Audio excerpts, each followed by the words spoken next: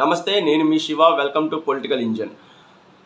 కొత్త మద్యం విధానం విషయంలో షాపులు దక్కించుకున్న వారు, అలాగే రాజకీయ ప్రాబల్యం ఉన్నవాళ్ళు, నేతలకు చాలా దగ్గరగా ఉన్నవాళ్ళైతే తమ అమ్మకాలను పెంచుకునేందుకు, గణనీయంగా పెంచుకునేందుకు కొత్త దారులు వెతుకుతున్నారు. అలాగే నిబంధనలు పూర్తిగా పక్కన పెడుతున్నట్లయితే తెలుస్తోంది. ముఖ్యంగా జాతీయ రహదారుల పక్కన బార్లు లేదా వైన్ షాపులు ఉండకూడదన్న నిబంధన ఉంది. దీనికి నేషనల్ హైవే రూల్స్ కూడా ఉన్నాయి.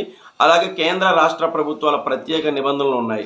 పూర్తిగా రోడ్డు ప్రమాదాలు అరికట్టడానికి కానీ, పూర్తిగా డ్రైవర్లకు లేకపోతే ఇతరత్ర మార్గాల్లో వెళ్ళే వారికి అనువుగా లేకుండా రాష్ట్ర ప్రభుత్వం దీనికైతే 100 మీటర్ల ఆవలైతే ఖచ్చితంగా జాతీయ రహదారికి దగ్గరగా కాకుండా 100 మీటర్ల దూరంగా అయితే ఉండాలనేది నిబంధనలు విధించింది. ఈ నిబంధనలు గతంలో అయితే చాలా పక్కాగా అమలు అయ్యేవి. అయితే ఈ కొత్త మద్యం విధానంలో అయితే కొన్ని షాపులను జాతీయ రహదారికి ఆనుకొని చాలా దగ్గరగా వాకబుల్ డిస్టెన్స్లో పెట్టడం అయితే ఇప్పుడు వివాదానికి దారితీస్తోంది.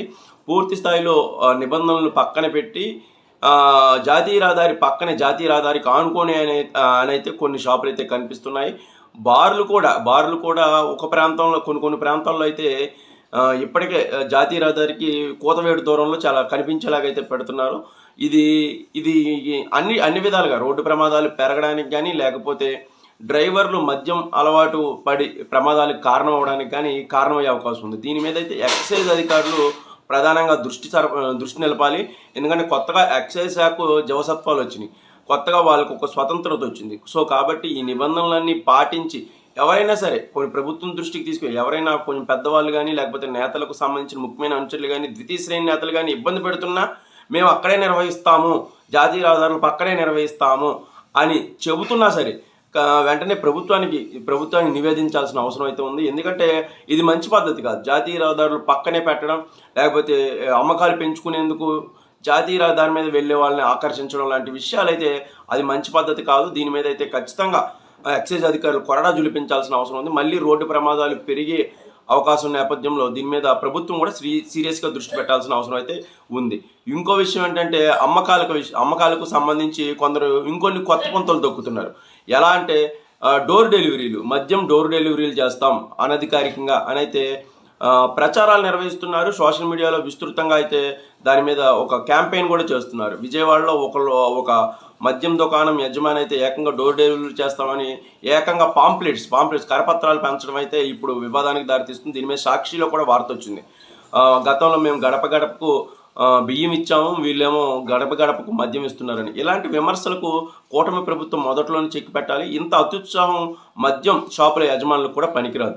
ఎందుకంటే అమ్మకాలు పెంచుకోవడం మీద దృష్టి అయితే పెట్టాలి, కానీ మరీ ఇంత బరితెగించి ప్రభుత్వ నిర్ణయాలకు విరుద్ధంగా డోర్ డెలివరీలు చేస్తాం, లేకపోతే మేము ఇంటింటికి మద్యం తెస్తాం అన్న విధానం అయితే మంచిది కాదు. అయితే ఇప్పటికే కొన్ని కేరళ, అలాగే కొన్ని రాష్ట్రాల్లో, కేరళలో కానీ, అలాగే రాజస్థాన్, అలాగే కొన్ని గుజరాత్ లాంటి ప్రాంతాల్లో జొమాటో, స్విగ్గీ లాంటి వాళ్ళకే డోర్ డెలివరీలు చేసే అవకాశం కానీ, ఆపర్చునిటీ కానీ ఇచ్చారు. ప్రభుత్వం అది అధికారికంగా ఇచ్చింది.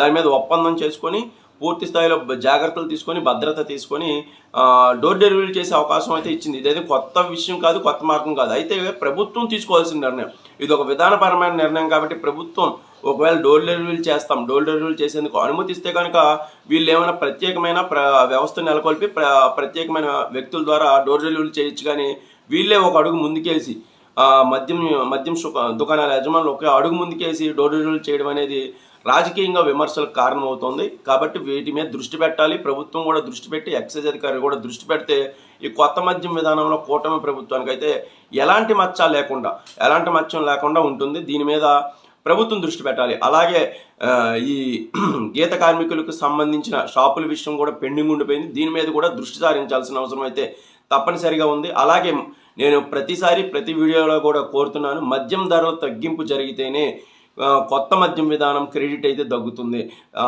ప్రభుత్వ ఖజానాకు అది గండిపడుతుంది, నేను కాదనడం లేదు. ప్రభుత్వ ఖజానాకు కాస్తైనా తగ్గుదల కనిపిస్తుంది, కానీ కాస్తైనా మద్యం బాబులకు ధరలు తగ్గిస్తే ఆ క్రెడిట్ మొత్తం కూటమి ప్రభుత్వానికి దక్కుతుందని అయితే నేను మరోసారి అయితే చెప్పదలుచుకున్నాను. ఈ మద్యం అమ్మకాలు పెంచుకునేందుకు కొత్త విధానాలు, కొత్త విషయాలు మాట అటుంచితే నిబంధనలు, అలాగే విధానపరమైన నిర్ణయాలు తీసుకోకుండా అత్యుత్సాహం క్షేత్రస్థాయిలో ప్రదర్శించడం అనేది ఎదుటి వాళ్లకు మనం కొరడా ఇచ్చినట్లే అనేది గుర్తుపెట్టుకోవాలి. ఇది ప్రభుత్వానికి కూడా చెడ్డ పేరు తీసుకొస్తుంది. Thank you.